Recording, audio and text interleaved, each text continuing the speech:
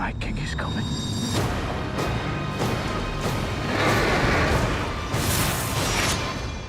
The dead are already here.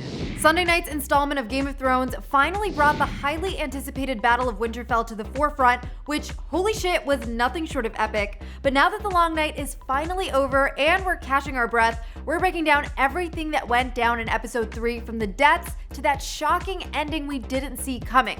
So if you haven't caught up, major spoilers ahead. All of our favorite characters walked into the big battle as the living took their last stand against the dead and the Night King. There was a lot of bloodshed, and as a lot of fans expected, some of our favorite characters didn't make it through the battle.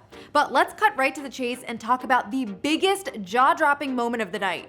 The Night King is dead and the White Walkers are gone, and it's all thanks to one person, Arya Stark. Wait, what? Yep. The Night King's death at the Battle of Winterfell's climax stands out as one of the biggest shockers in Game of Thrones history. The show had framed its central conflict as the forces of the living versus the forces of the dead, so very few fans expected the White Walker War to end midway into the final season. And even more shocking was who killed the infamous Night King, as a lot of people expected Jon Snow to deliver the kill rather than Arya. So the question remains, where do we go from here? Another big part of the episode was who did and didn't make it through the big battle. Of course, fans walked into the night knowing that some of their favorites would not make it out alive, but it still didn't ease the pain knowing that some of our most beloved characters' watch has ended.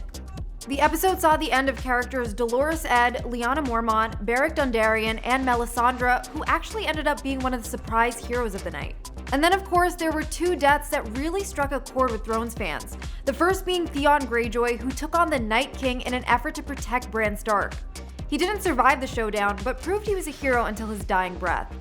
The second was Jorah Mormont, Daenerys Targaryen's right-hand man from the start of the series, who was killed after doing everything in his power to defend the Khaleesi once she was surrounded by whites. Sunday night's episode was also GOT's longest in history, clocking in at an incredible 82 minutes that proved to be action-packed and emotion-driven from start to finish.